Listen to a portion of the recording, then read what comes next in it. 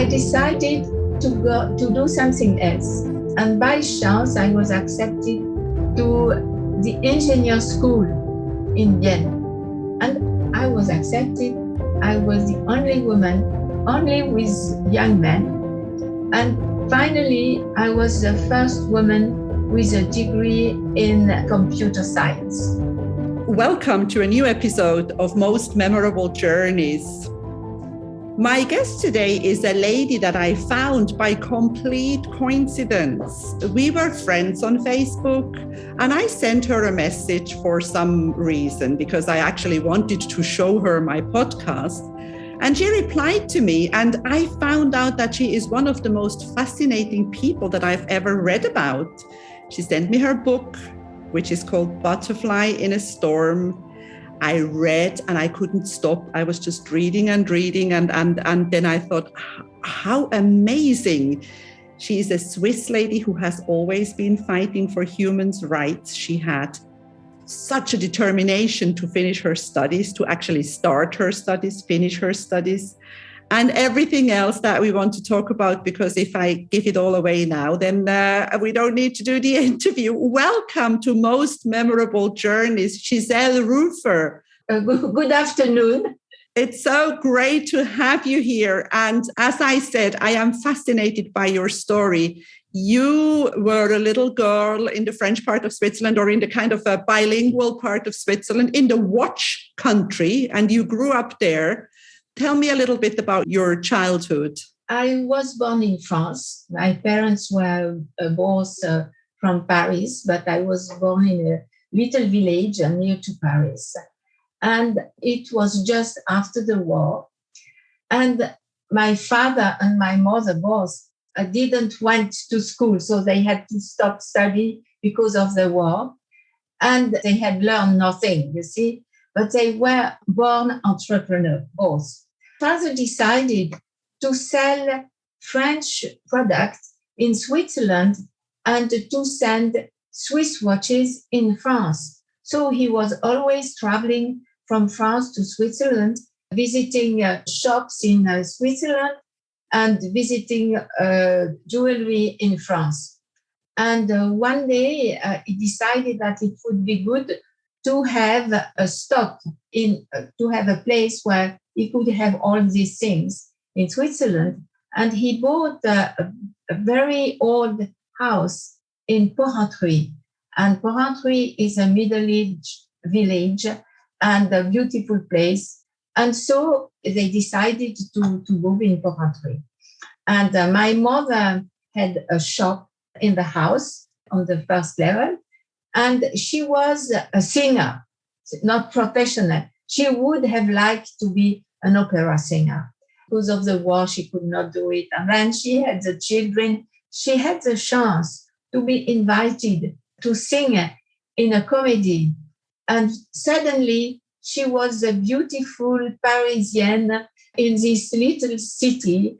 And she had a beautiful shop. So everybody came to buy beautiful things in the shop. I grew there in this nice city. But when I was 8 years old, something terrible happened. My father died after a car accident. And it was very difficult for my mother because she was away from a family, far away from her family. And she had to overcome everything alone.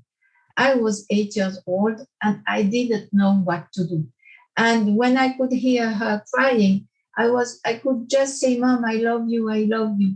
And it was the only thing I could do. But one day, near to the school, there was a little park, and I know that I would find myosotis. Forgive me not, I think so. These little blue flowers, you see, the exact colors of my father's eyes. And I was there, and I sit in the grass, suddenly looking at the myosotis, and suddenly I saw a little plant, a green plant. I approach to the plant and I pick it and I look at it and I say, that is a 4-leaf clover. And I thought that the four-leaf clover does not exist, that you just like fairy tales or Santa Claus. And I took it and I ran to my mother's shop. I pushed the door and I shouted, Mom, we are saved. I have found a four-leaf clover. And by chance, my mother took it very seriously. And she said, yes, indeed, it's a four-leaf clover. And she had a pendant, and she just opened the pendant and she put it in the pendant like this. And she said, I will have it near to my heart, and I am sure we will survive. You see, I cannot explain. I was a little girl, so it's difficult. The souvenir are very like if it is a story, you see. But I had the feeling that the four-leaf clover was really acting and doing good things, because one after the other, my mother could solve the problem quite very quickly. She married again with a very nice man.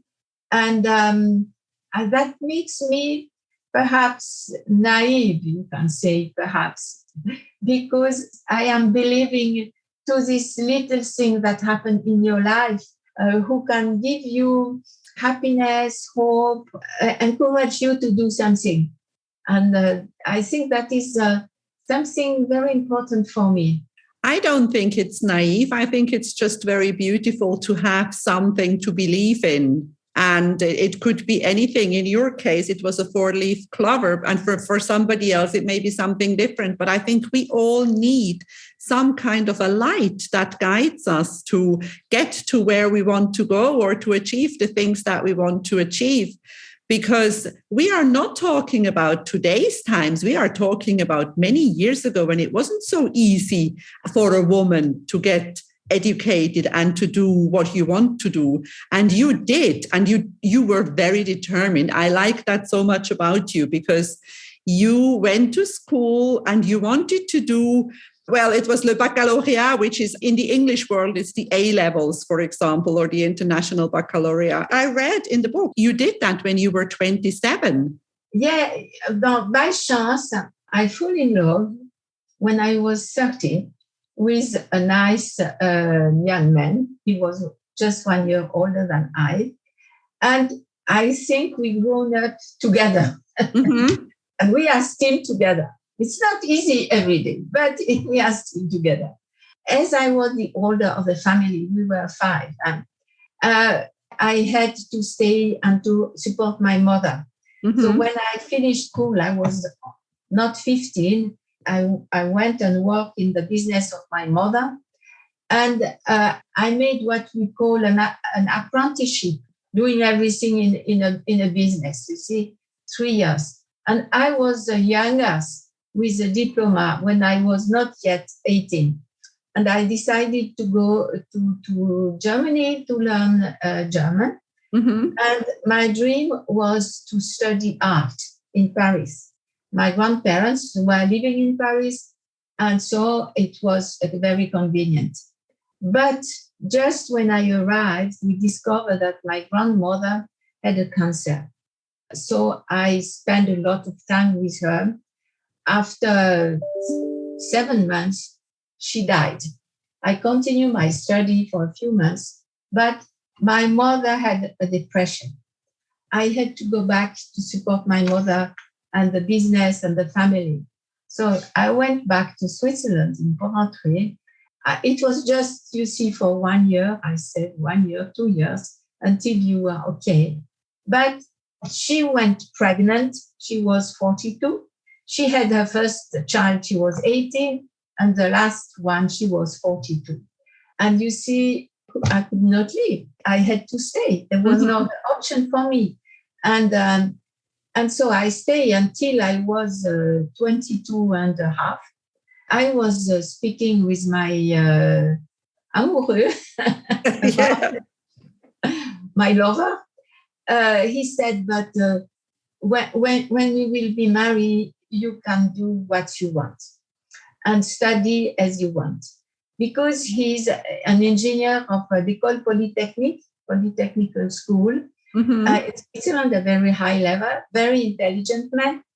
It's not always easy to live with a super intelligent man, but he has other very good qualities. I married and I said, okay, I tried to find a few jobs. I was 22 and a half, you see, but I had all an experience of 8 years working in a business, like if that was, it would have been my business, you see. And I was already traveling for exhibition, speaking with the people and organizing everything, the oldest of 5, you see, doing a lot of things. And I was a nice young woman. And when I was asking for a job, they could not imagine. They just look at me as a nice young woman and giving me very simple job. It was not possible for me, you see. And so I decided to study, but I just was pregnant. Now that you were pregnant, yes. And after a few months of marriage, I was pregnant. And so I decided to study. And my husband said, I will support you. But you see, when you study that, what we call in Switzerland, maturité, yeah? Young people, they study for 3 years, but they go full-time to school. And so I could go, there was a special possibility to go to school in the evening. So I went to school for evening from 6 to 10. But I had my son, then I had my daughter. I had to continue. And you see, one day I asked my husband and I said, why did you accept it? Because he had to come back, you see, at 6 o'clock to look after the children. And he said to me, but you know, when you said me that you would study that, I thought she will do that for 2-3 months and she will stop. He never thought that you would go through with it. Yeah. And so he thought, I said, but you know me, you say that when I want something, I really want it. And he said, yes, but what you are doing now, it's really because I was making the most difficult maturity, you see. So I didn't choose the easy way. I chose the high level way because my dream was to be a medical doctor.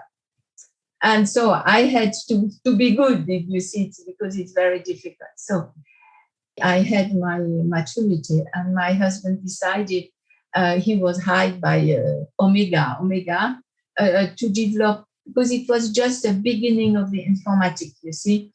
And he was in Switzerland the first engineer with a diploma in informatics, and that was in 1968. So you see, it's a long time ago. And the big company were introducing that. So we decided to come to Bienne. Bienne, it is, and the region is what we call the Watch Valley, you see. From the Jura to Geneva to this place, it is the Watch Valley. And I could not continue my study to be a medical doctor. It was not possible from Vienna. I just decided, okay, I cannot do that. And because my children are very small. And in Switzerland, you see, we are a very rich country, but it is changing now. But it is not organized for the mother to have a job, to work. School, you have to go home for dinner, and you have 2 hours in the afternoon, 2 hours in the morning, and so on.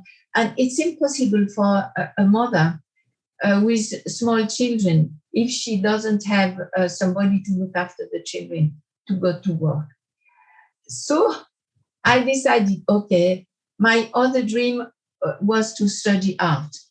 So I had the possibility, and that I have to thank the professor, that I could study art. I could take my children with me. And they were sitting somewhere, painting and doing things, and a lot of things I could do from home also. So I studied art for five years. I was very, very involved in the painting and so on. But on the other way, one of my passion is ballet dancing. I never stopped dancing. I was also taking my children to my class. And very quickly, my daughter, when she was 4 years old, the teacher said to me, because she was in the back of the room and she was trying to dance like the mother, you see, and she said, she is very special. I want to do something that I never do. I will take a group of a little girl, 4 years. Usually she was taking the girls after 7. And I will do something very special. I have read a book about introducing ballet to little girls and so on. And so my daughter began to have a ballet school 20 minutes, after that half an hour, after that one hour.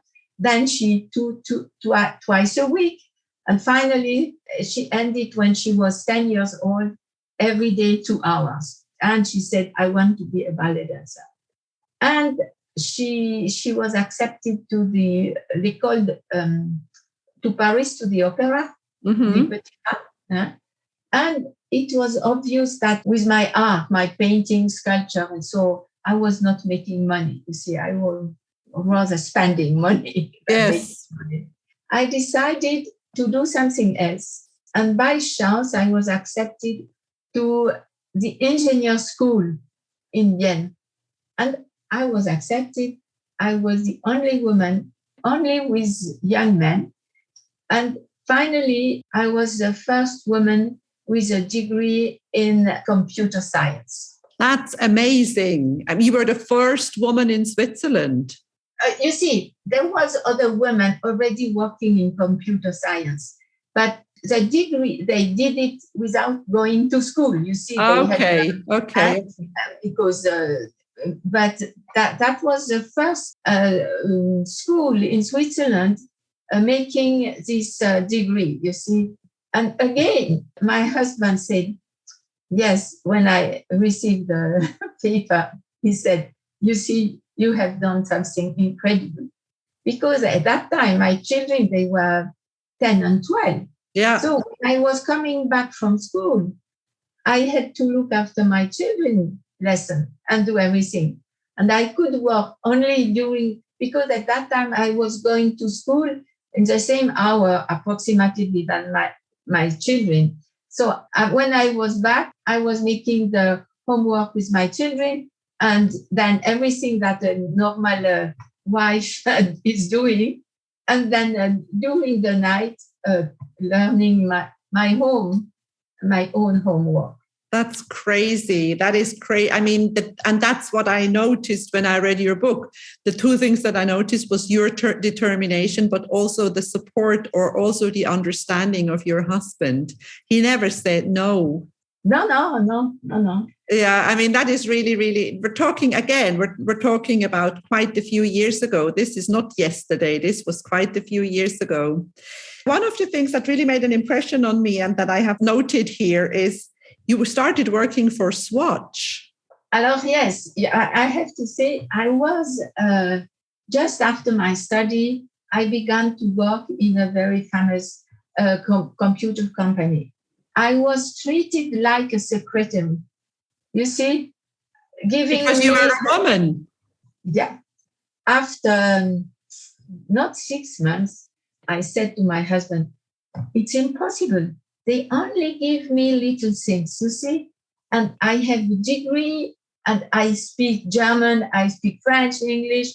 I could do everything, but they say, oh, Madame Rufer, we need you to do that work. And I went to see the director and I told him, and he said, oh, no, wait,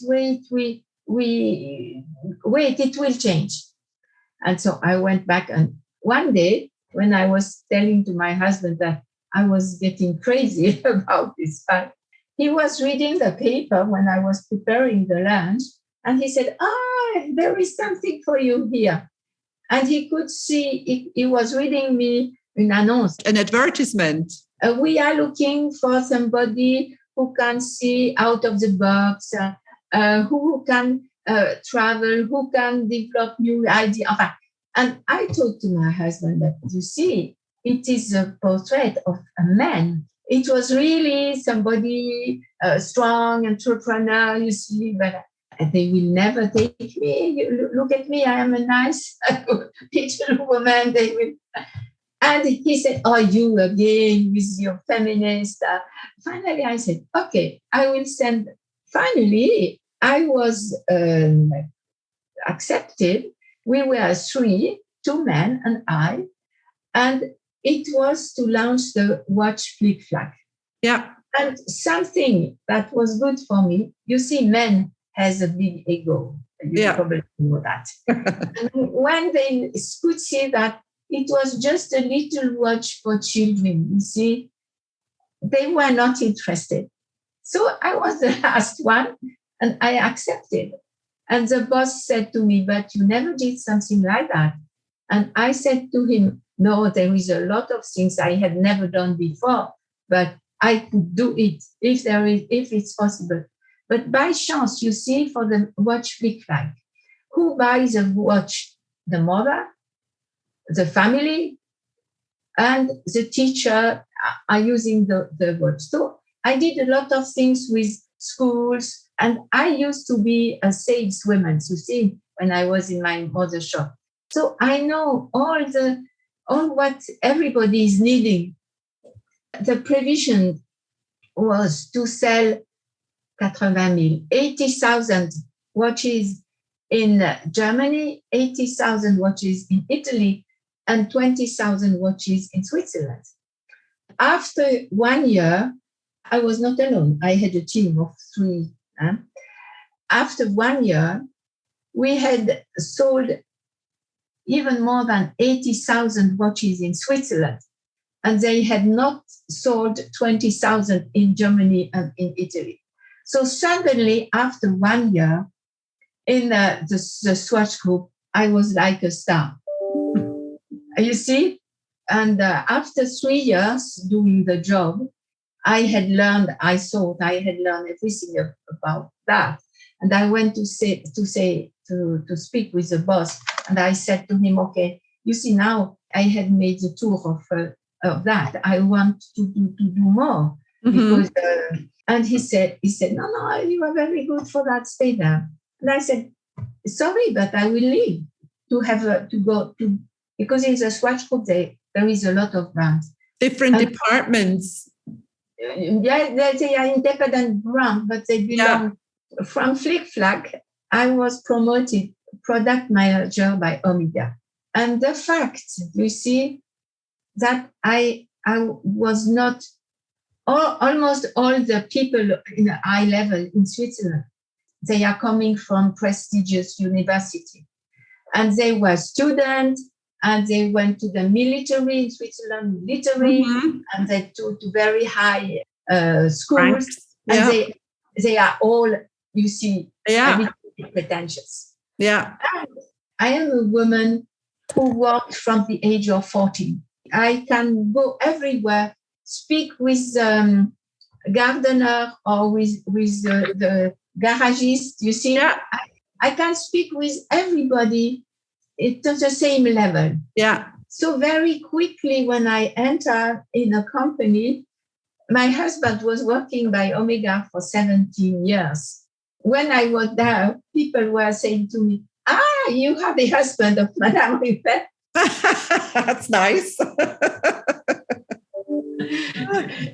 You see, because he's typically the engineer, very intelligent, but very modest. You see? Yeah.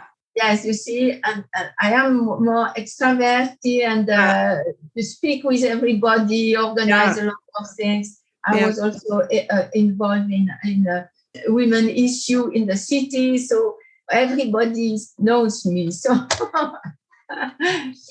did you travel for Omega and for Flik Flak? Did you go abroad? I went abroad, but not intensively. I was more in Europe Yeah. Germany, Italy, France, Austria, England. I was also a few times in New York, but it was not intensive traveling. Once a month, perhaps, you see. Yeah, yeah. But I was traveling a lot inside Switzerland. I know all the cities in Switzerland. I know the station, and I know all the parking, and I know where to visit very well, because I was, as I told you, I was very involved in a women issue in the city. Also, to as a woman, I had to solve so many problems. From my mother, you see, had to survive as a witwe, and for me to study as a woman, and so on. So I said, I have to participate and to help. So, and as I can speak quite well and saying my opinion. Inside Omega, I was also very quickly the center of a little feminist movement, you see. Yeah. I didn't saw the danger, you see, because I was like something inside, because all the high position were men. I was the only woman. Yes. Very quickly, I was in charge of a mechanical, it was Omega, a mechanical collection. Very mechanical, very macho. I asked my boss, because my boss, the big boss, liked me very much. He said that I was the future of the watch industry. And that was also dangerous. I said, but there is no real watch for women by Omega. You have watches to go to the moon. You have watches to go 300 meters in the sea. You have all kinds of watches, but you don't have a real watch for women, a watch that symbolizes the value of time for women. All the developers are men. As long as you look the women with the eyes of men, you have a special vision of femininity. And it is now time for women to create what they really want for them. Yeah. And that is 30 years ago. Now it is up to date. Everybody say that. But when you say something like that, when everybody says, even, you see, I have heard things about women, because I was reading all the books for women. We probably have read the same book, that's all the feminist book and so on. But the men, they don't read that book. They don't know about it. Yeah. You see, I used to say that there is a silent revolution for now 50 or 100 years. Yeah. Because it began quite probably more than 100 years ago. And this silent revolution killed nobody, you see, no blue, no. But it is, this revolution is like the water. The water can go slowly everywhere, but suddenly the water is everywhere. And the revolution women are making for, say, 100 years is now, I think, we need another 100 years probably, but we have to be constant, to be perspicacious, to really to want to, I don't find the word I want to say, but persistent. We have persistent, yes, is the word, yeah. We have to be persistent. And what we have to do is to support each other. What you do now, you see, is really something every woman should do for the neighboring, for his daughter, for her niece, for her mother, for, you see, just supporting other mother and tirer, to pull. And that is really something. And working for Omega after 3 years, and the boss who had me changed, and suddenly I was the star, but suddenly the few men around me who sometimes were wanting more from me than I wanted to give them, or the one who were afraid because I could I could go through. You see, I don't know. But one day I spoke with the next boss, and he said to me, Madame Rufer, I am the boss. I am the boss. You do what I ask you to do. You don't do something else. Huh? And everything you do, I have to go through and to accept it. And you are not the boss. I am the boss. And I said, but I am a creator. I am creative. And you see, creative people, when you have an idea, you cannot stop it. No. And you cannot program it. And so I said, okay. And I left the companies. But it was very, very difficult because I used to be on quite a high level in a very high company. I could not find a same job at the same level. People were afraid of me. I think that now, but at that time, I didn't saw that. I had a few jobs, one after the other, 6 months. And even nice people were telling me, don't you think that the problem is in yourself? And in fact, it was true. I decided to go back to the university to make what we call an entrepreneurship education formation to the university in Neuchâtel. And it was something like 6 months, but very, very intensive. The first things we do, the first week, a lot of tests. What is an entrepreneur? What do they have to know, and so on. And after the test, it was clear that I was an entrepreneur and not an employee. You see, and the entrepreneur, it's difficult for them to work in a big structure where you have to observe all the rules and to go to the hierarchy and like that. So finally, it was true. The problem was in me, but the solution was in me too. Yeah. So that's when you decided to start something on your own. That's how the idea of Delance came around, isn't it? Yeah. You see, when I was by Omega, so I developed a special collection for women, which was not accepted. And I have learned everything about that. You see, which material, and you knew how to make a watch. Yeah, I was a specialist for that. And so I decided, okay, they don't want to make a special watch for women because they say women, they just have to we make a smaller version of the men watch or we make fantasy watches, but we will not spend the money to make special watch for them. And that is why they take big watches, put some diamonds or a pink dial or pink straps, as Cindy Crawford or whatever. And they pay these women to wear the big watch, a men watch. And okay, it's cheaper than developing a new watch. A special campaign for women, you see, because they just take, and a lot of women, and I was one of them, until I was 40, I was wearing men watches because I didn't like too feminine watches, you see. Or I was wearing watches from my grandmother, and that inspired me too. And so I said, okay, I will create my company and I will make it more of a women.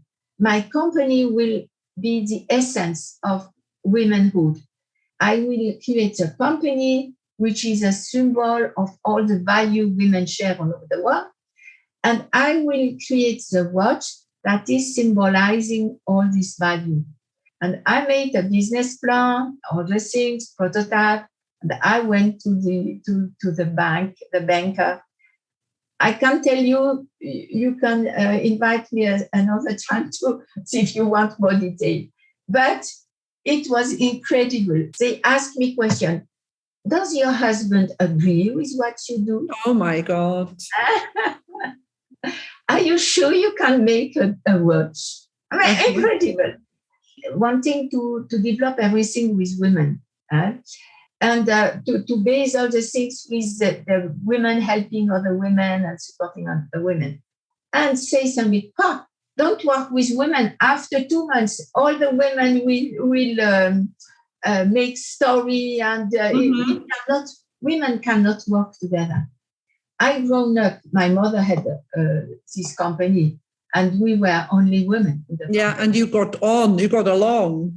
Yeah, and yes, you see, I know that very often who makes a problem between women in a team, it is the boss. Because the boss, you see, he is speaking to the women one in a different way. And after that, the women, very often I have noticed that if there are problems in a team of women, find the men. Yeah, that's interesting. That's interesting to hear. So how did you start? So the bank didn't give you the money. Because I know that you did it, but how did you do it? First, I began. I said to you, I went to the university. I made the business plan. I had developed the collection for Omega. I know the designer. And that was also something when you are women. I said, I want to find a woman as a designer. Yeah. And finally, people said, no, but there are no women who can design a watch.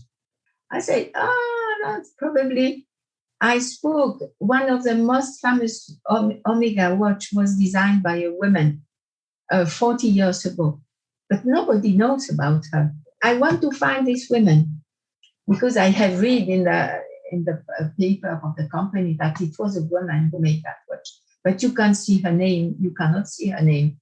That's anyway. Crazy. Yeah. And I was looking for this woman, but she had married and she has changed her name.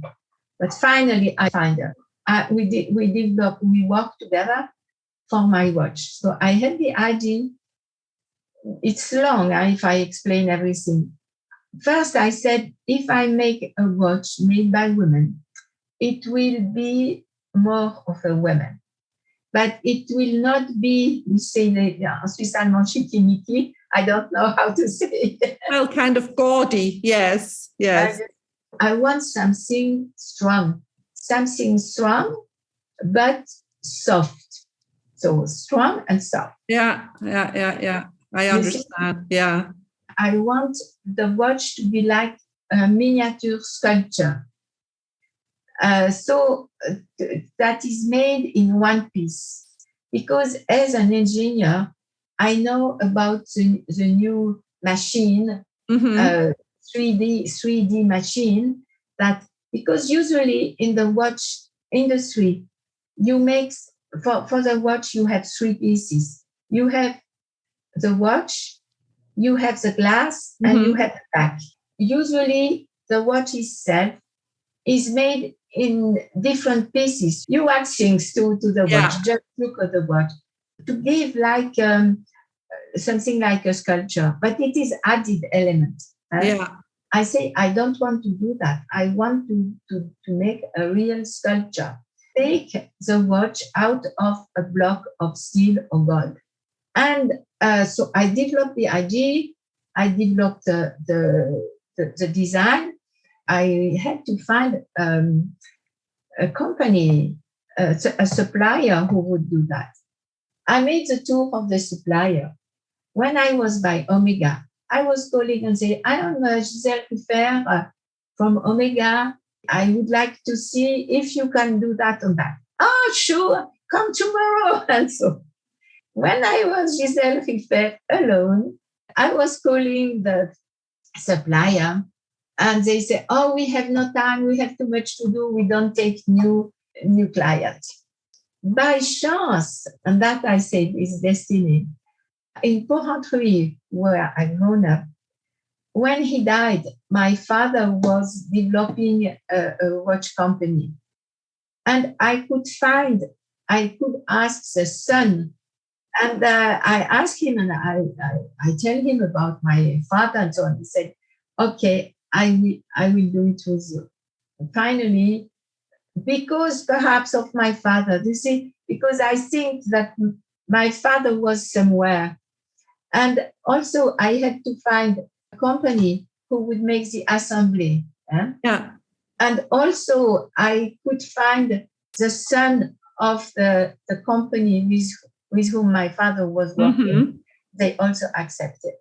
I could find, you see, if I cannot say everything in the book, if some people are more interested in details, they need to read the book. Yes. They need to read the book.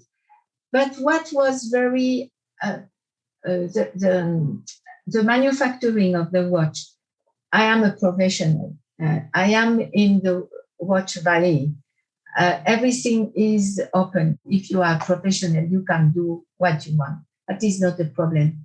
But I was not wanting to do just another watch.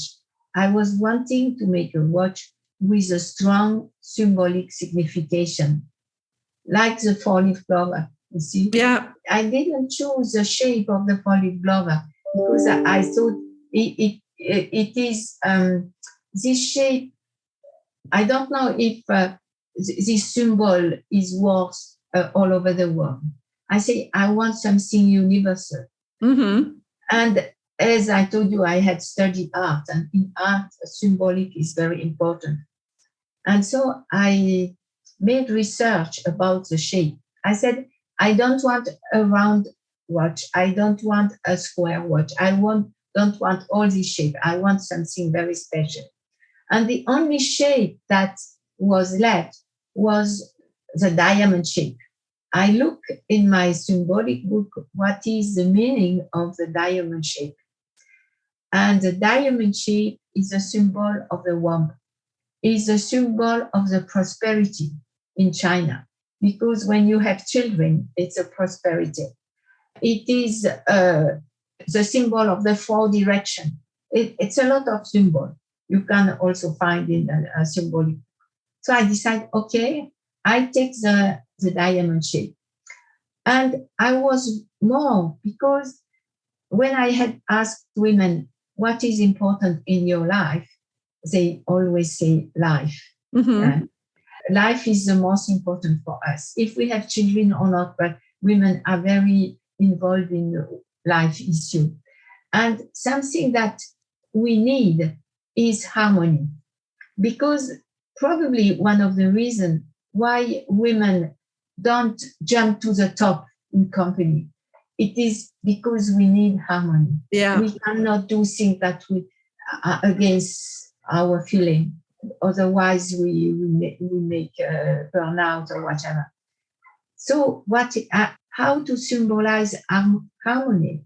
So you see on the north a spiral, and the spiral is a symbol of femininity. It is water, moon, and femininity. And on the top, on the south, there is a stone, and stone south is the sun and masculinity. And you have the infinity circle, buckle, connecting north and south, femininity and masculinity. And that is a symbol of life, harmony, and spirituality. And also, you see, I was treated as this feminist, you see, this terrible feminist who want to make watches. But my watch, okay, it's a symbol of feminist because it is made by women for women. But the men are included. And what I want is to live in harmony with men. Yeah. I just like men, just to be as nice with me as a woman. You see, just like that. I don't want to be superior or inferior. I just want to be a woman. And even if somebody is more intelligent or has more power, there is no reason. We are all on the same level. That is really what I want in my life, in my daily life, and I would like to be everywhere. That's so beautiful. And we are going to put the link to your website in the show notes so people can actually look up what these watches look like, because they are beautiful and they can also be like individually created. I will tell you one of the The three little story about watches. The first one, I had the idea. We are 5 children, and when my mother died 2 years ago, but when we were all together, we were 30 people, a lot of noise and so on, and we were there for Mother's Day, I think so. And my mother she was just 75. She said, "I love when you are there. I am so happy when you go away." And she said, "But when you are not there, I miss you." Yeah. She said. We were all around the table and we were speaking what to do for her birthday. She would just turn 75. As she said, "I need nothing. Just if we are all together, for me, it's the best gift I can receive." And she already had a Delance watch. And I said, "Okay, I have an idea. We can set a stone at the hour your children are born." And the grandchildren were there too. And they said, "If your children are there, we also want to be around with you." And she already had grandchildren. So you have 3 rows of stone. On the first row, the children, second row, the grandchildren, and the grandchildren. And finally, my mother ended, because we can add them, ended with 5 for the children, 11 for the grandchildren, and 10 for the grandparents. And now there are more, but she left. And that was the first idea, you see. I was in Dubai, was interviewed by a marvelous, beautiful young woman. And we were speaking she was the age of my daughter. We were speaking like 2 women. A very nice interview. I tell her about the watch and the possibility to personalize. And she said, "Oh, that is not for me." I asked why. She said, I was discovered after a bomb attack in Palestine. They could not find who were my parents. So they gave me a name, they gave me a date of birth, and I spent all my childhood from one place from an orphanage to another, from a family to another.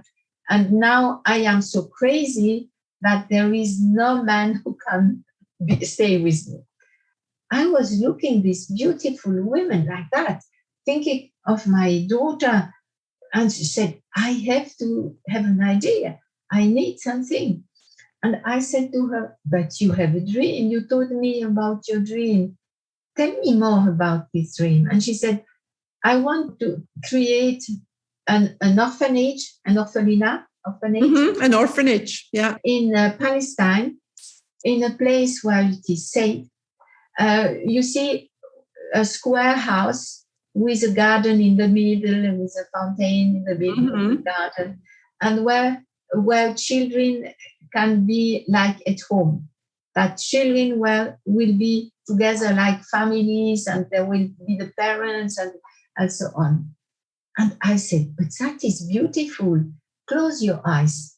And I asked her, "Show me where you see Palestine when you close your eyes." And she said, "Here, like we will say at 2:00. And I said, "What is your color you see?" She said, "A beautiful green like emerald." And I said, "Do you have a lucky number?" And she said, "Yes, the 4. And so I took a photo of the watch and I designed a little square, a green square at 2:00. And I said, that will represent your dream. That will represent what you want to achieve in your life. And it will be like a mentor, a silent mentor, or like an anchor. Each time you look at it, the watch will remind you to be true to your dream. And that is when I had the idea of the dream. And you can combine, you can have your dream, you can have your children, you can have, if you have a souvenir. Once a woman said, "When I was a little girl, I had a cat and the cat died and I was so desperate." So we put a stone in some place to symbolize a cat. You see, you can do everything. I have so many ideas, so many example of model. And for each woman, it will be like a shared secret between her and me. You see, co-creation. Yeah. And now I have heard that the big watch company, they speak about human experience. Yeah. You see, that, and I do that for 30 years. Exactly. You invented that. Yeah, that's amazing. That's amazing. We have already spent a long time. I just noticed we've been talking for an hour, so we're going to put that link in the show notes. I just want to end this conversation. I want to, because the podcast is called Most Memorable Journeys, as in travel. Where do you like to travel, Giselle? You see, traveling all over the world, I appreciate Switzerland more. Yeah, I understand. That's where I'm from. But when I travel, what I want the best is, first, as an artist, I very much like to go to places where you can have museum or where you can have beautiful things. I also very much like the countries. And so everywhere I go, what I do, I don't compare. Because very often I see people travel, but they say, oh, but in Switzerland, oh, but here. I don't compare. When I go to Hong Kong, I can say I went in Hong Kong to a very beautiful place where you can see all the city, the lakes, the sea. And I was in Japan. I was in Japan when it was the Sakura time. It was so marvelous. Beautiful, yes. I was in place, but what I really like is to meet the people. You see, when you travel as a traveler, you are a traveler. But when you travel for your job, you are with people from the place. And they bring you to places you would never go, you don't know. They tell you the story about. So I cannot say there is a place I prefer to another. I was in Africa too. I was in India. I can say I was almost in all the places all over the world. And everywhere I go, I find incredible people and incredible places. Just open my eyes and just look and find what is beautiful without comparing. Because if you compare with Europe, you see where everything is perfect. Yeah. You will say, oh, it's better in Switzerland. It's not. No comparison. When we go somewhere, open your eyes, open your heart, and just find what is beautiful there. And that is what I try to do.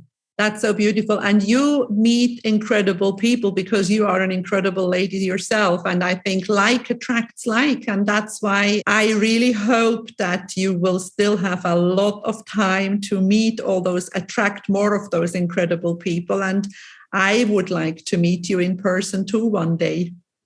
I never was in Cyprus, never. Well, I think maybe this is a sign. Maybe this is time for you to come and visit my island. I mean, I'm originally from Lausanne, but I've been living here for many, many years. Yeah, I would really be happy to come.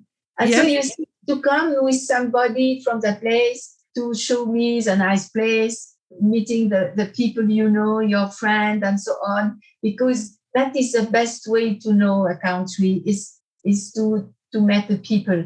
Absolutely. And maybe we can sell a couple of watches as well at the same time.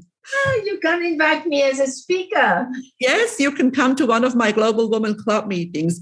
But let's arrange that outside the podcast interview. We are going to end it here. I want to really, really thank you for your insights, for your stories. As I said, the moment I opened that book, Butterfly in a Storm, I couldn't stop. I just read and read and read. And I thought, wow, this is a fascinating woman. And I thank you so much for being on Most Memorable Journeys. I thank you for inviting me. If you enjoy my podcast, please like, share, and subscribe to my channel. You will find all the information in the show notes.